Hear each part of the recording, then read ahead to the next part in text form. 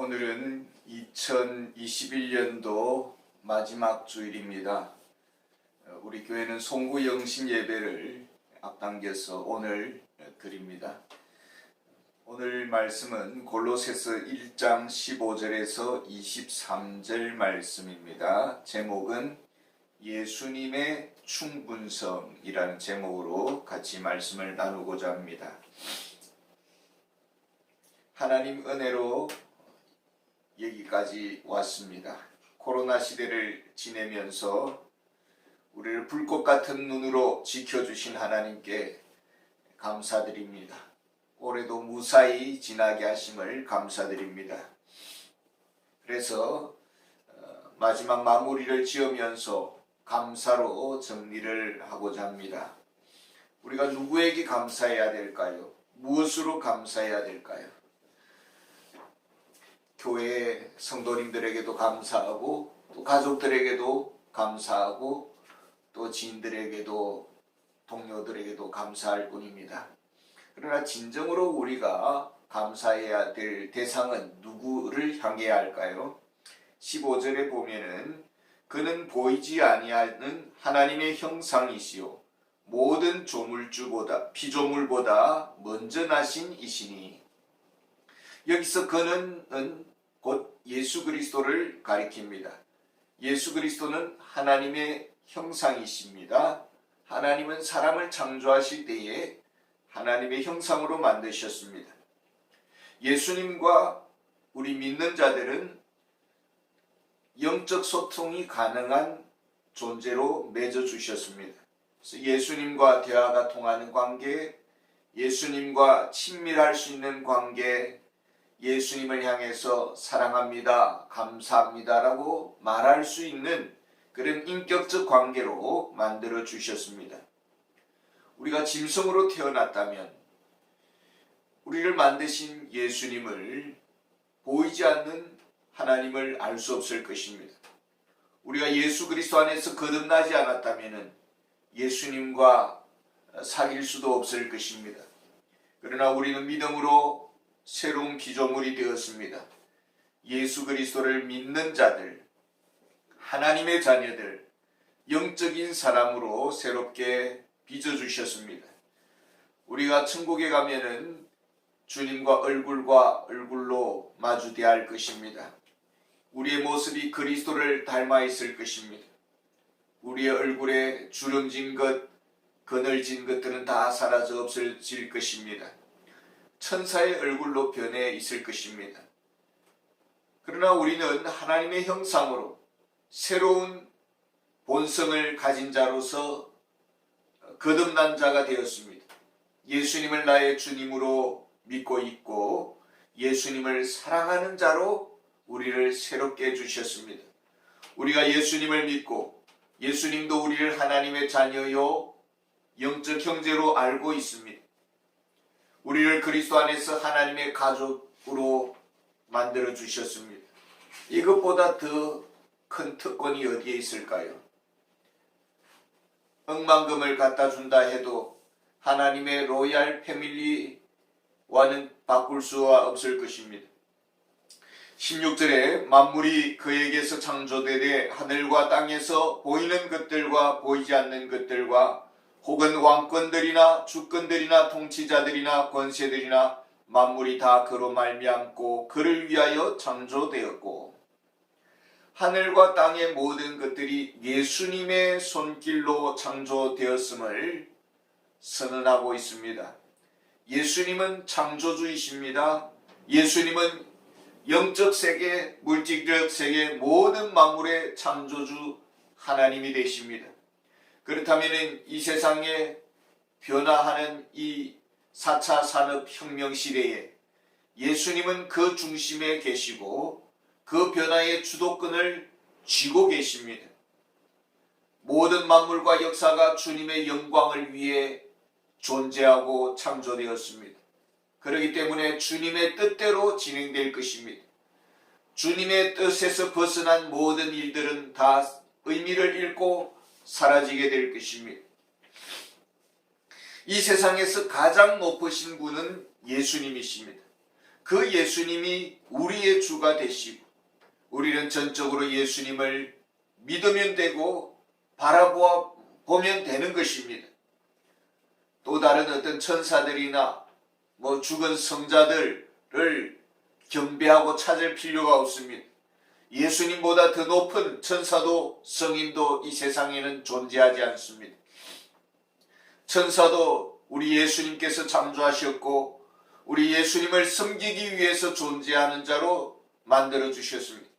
그렇기 때문에 주님 외에 다른 그 어떤 영적 존재도 인격적 존재도 예배의 대상, 두려움의 대상이 될 수가 없는 것입니다.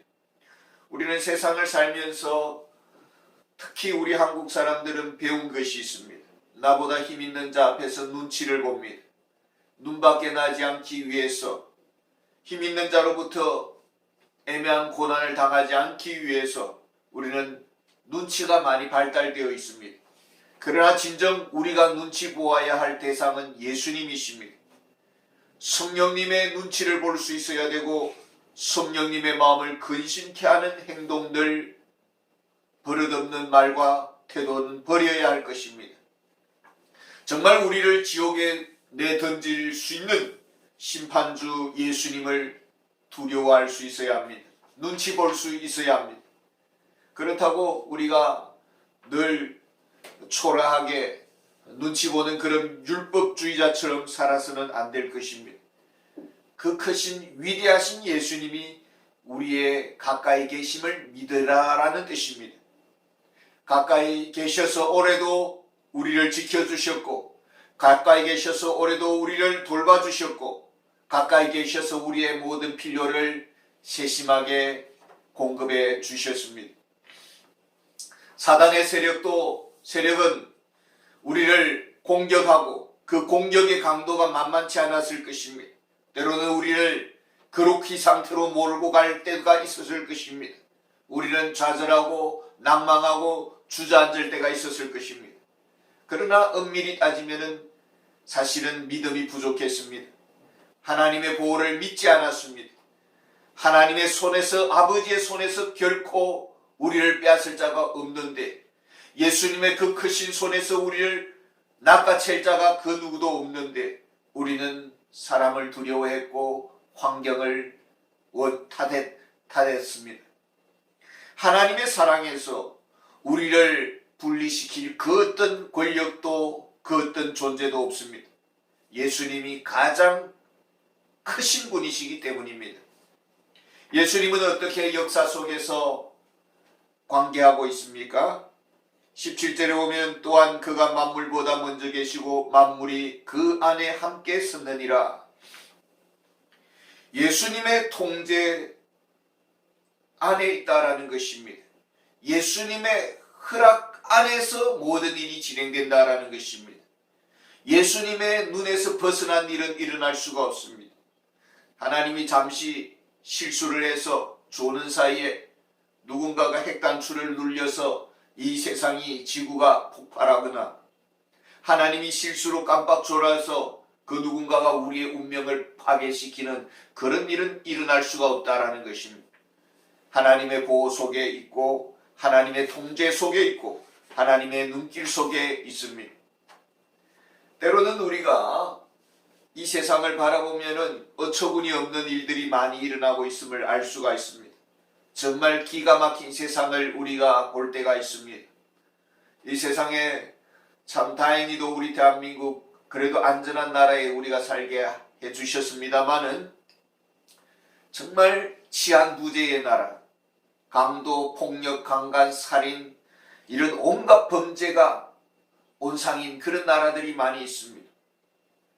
우리는 다 알 수도 없고 이해할 수는 없지만은 분명한 것은 하나님은 우주와 역사의 주관자가 되십니다. 사단은 끊임없이 악을 도발하고 하나님의 통제에서 벗어나서 자기 마음대로 이 세상을 주무르려고 할 것입니다. 그러나 하나님은 극진한 사랑 속에 올해도 지켜주셨고 내년에도 지켜주실 것이고 영원토록 우리와 함께 하시기로 약속하셨습니다. 우리가 때로는 아내가 없으면 어떻게 살까? 남편이 없으면 어떻게 살까? 우리 교회 저분이 없으면 어떻게 될까? 인간적인 생각이 들 때가 있습니다만은, 그러나 하나님은 우리의 아버지가 되십니다. 예수님은 우리의 구원주가 되시고 우리 인생의 주인이십니다. 우리의 주인 되신 예수님의 손 밖에서 일어나는 일은 없습니다. 고난이 있었습니까? 그런 주님은 변함없이 그 고난 속에서도 당신의 뜻을 이루고 계셨고 그 가운데 우리를 인도해 주셨습니다. 환난이 있었습니까? 하나님은 우리를 더 깊으신 뜻 가운데서 홍해를 지나게 하시고 광야를 건너게 하셨습니다.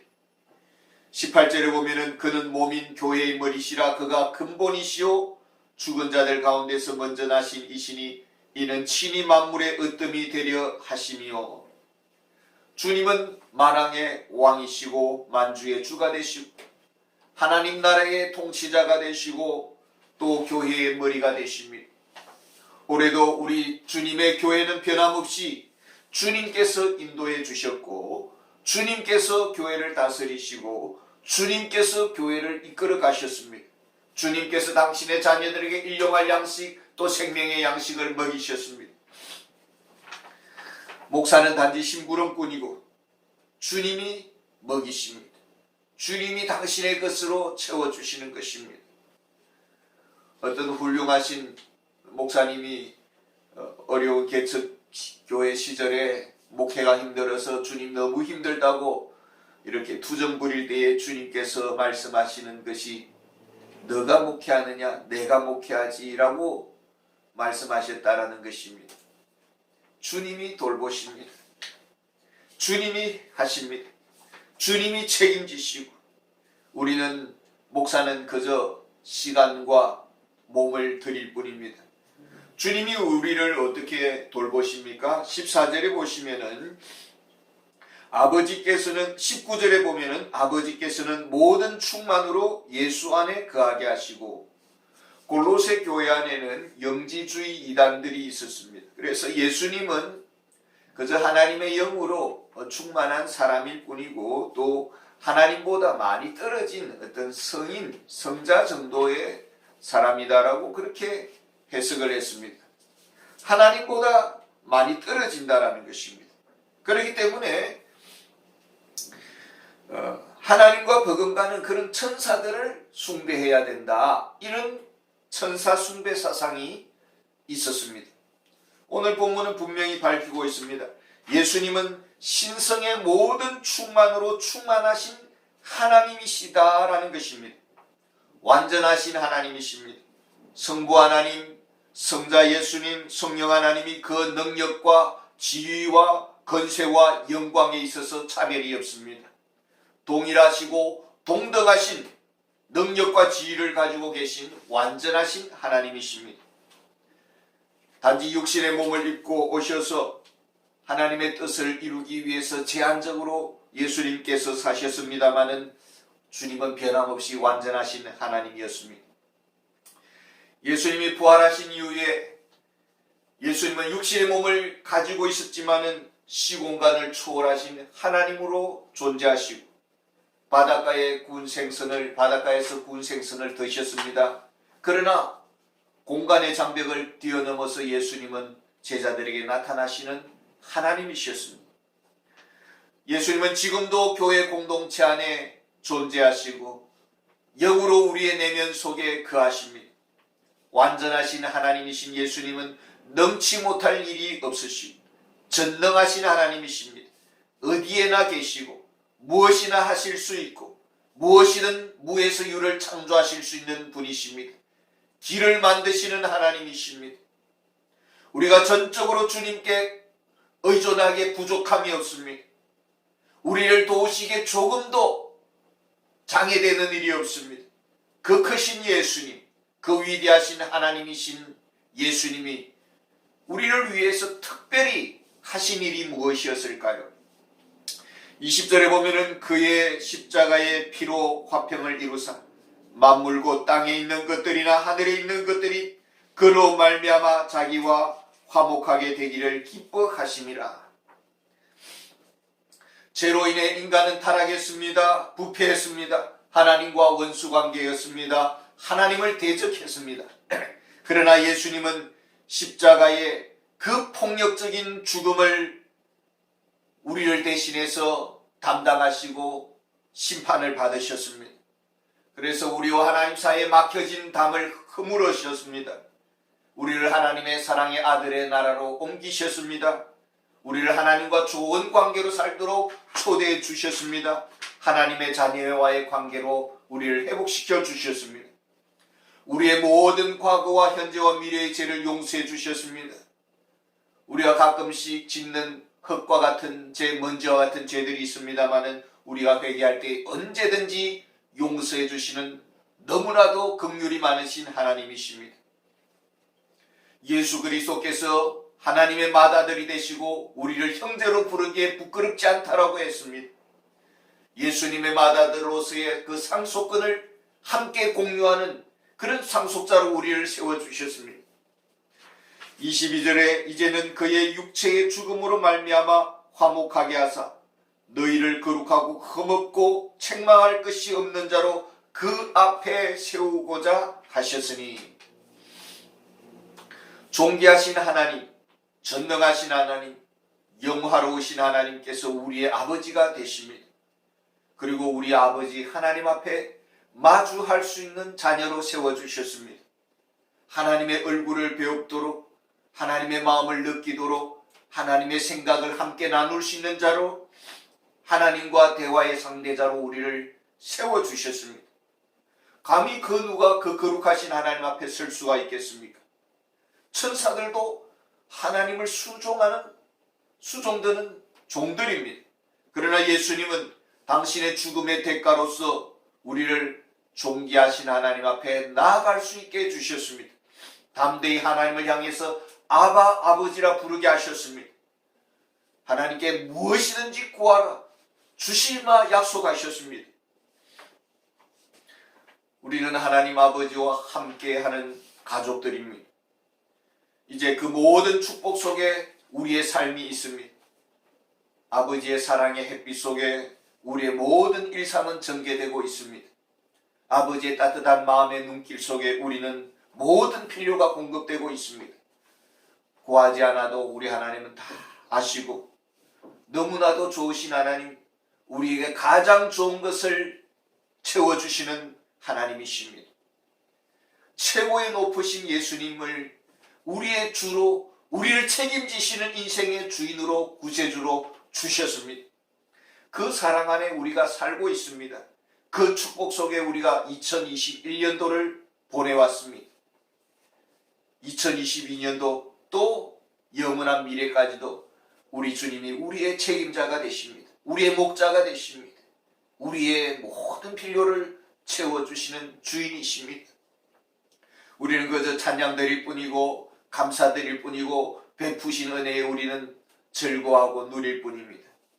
이 은혜에 모두가 동참하는 복을 누리시기를 바랍니다. 감사합니다.